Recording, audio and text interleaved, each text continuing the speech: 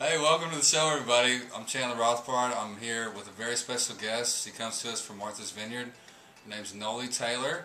She is the lead coordinator for the Island Grown Initiative school lunch program. Noli, it's a pleasure to have you on the show today. Thanks, Chandler. I'm glad to be here. So, can you tell us? Can you give us an overview of IGI? Sure, yeah. So, Island Grown Initiative is a local food advocacy program here on Martha's Vineyard, and we're about 5 years old, and we help develop infrastructure so that we can grow more local food on the island, and we also help develop consumer demand, so there's more demand for local products. Can you tell us a little bit about when did the school lunch program start and how it started? Sure. In December of 2007, we decided to start a farm-to-school program on the island, and we weren't exactly sure at that point what form the program should take. So we called a community meeting and invited everybody to come and put in their input of what should happen. And it was a great turnout. The superintendent came, principals and teachers and kids and chefs and parents. And out of that meeting, we started doing monthly meetings and broke down by town and school. There's 7 schools on the island. And soon we had a working group for every school, figuring out how to best develop a farm-to-school program in their school community. And so that's been about 3 years now. And in that time, we've put in a school garden at all the 7 schools on the island. We've worked with about 100 teachers at every grade level, K through 12, to figure out how to integrate food and nutrition and agriculture-based learning into the curriculum that they're already required to teach for the tests. And we've led dozens of farm field trips to most of the 28 family farms that are here on the vineyard. And we also work with the school cafeteria staff to help integrate more local food and fresh food into school meals. Let's check out a couple photos of what are these? Sure, we've got some pictures of our school gardens and some of the farm field trips that we do, and we also do in-class cooking with kids. We do cheese making, and we've got a few pictures of all these things. All right, hey, y'all check these pictures out.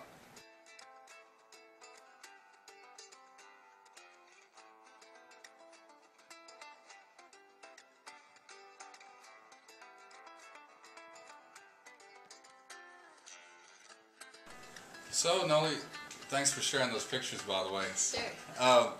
So, can you tell me, so here's a question everybody's dying to know is, how do you get more local food into our, local produce into our school districts?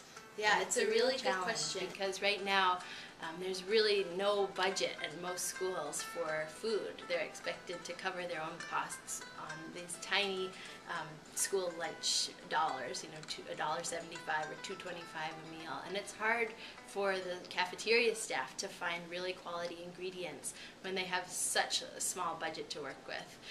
So there's a lot of creative ways to get more local food into school meals.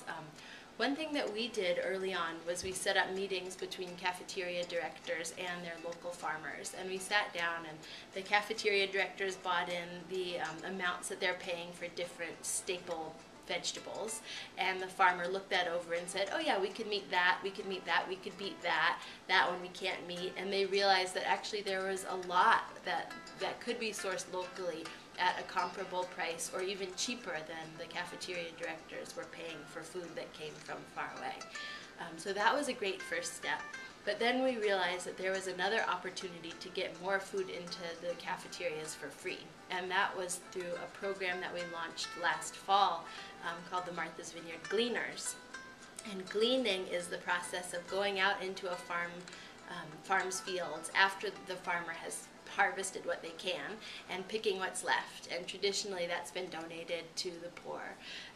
And in our Martha's Vineyard Gleaners program, farms call us when there's either food they're not going to be able to harvest because of labor shortage, or there's about to be a frost, or one factor or another, and we activate our list of volunteers and we go out and pick whatever we can and bring it first to the schools.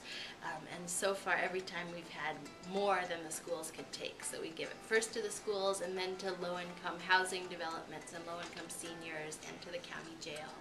And through that program, we've donated thousands of pounds of free produce to our school cafeteria directors. And they're really glad to get the food for free, and the students are glad because the food is delicious, and the farms are glad because then the food that they've worked so hard to grow. So it sounds like communication is a big part of this whole deal, and bringing everybody That's together. right. Yeah, that's a really important piece. And I think when you're starting a program like this, it's important to check out your school culture and figure out the best entry point. At some of our schools, the best way to start this program was through building a garden. And at some of the schools, the best way to start the program was through the cafeterias. And at others, it was through working with teachers on curriculum. And really getting to know your school landscape, I think, is a good first step. And then if you do want to do work in the cafeterias, to approach your school food service staff with a lot of respect. They have a really difficult job, and they work really hard to get the best possible food they can to students. And I think approaching your work with them with that kind of perspective is really helpful. And if you are building a school garden, to use that same kind of approach with the custodial staff and the ground staff, and working in a really positive and respectful way with your school community will help you be successful. Nolly, you're amazing. Okay, let me tell you, the school lunch program here is amazing. It's amazing what they've done here in just 3 years. Nolly, I want to thank you very much for sharing. Thank you. And we look forward to hearing more and more projects that you guys are working on. Thank you. And if anybody wants more information or tips, then they can visit our islandgrown.org, and our program's called Island Grown Schools. Island Grown Schools, islandgrown.org.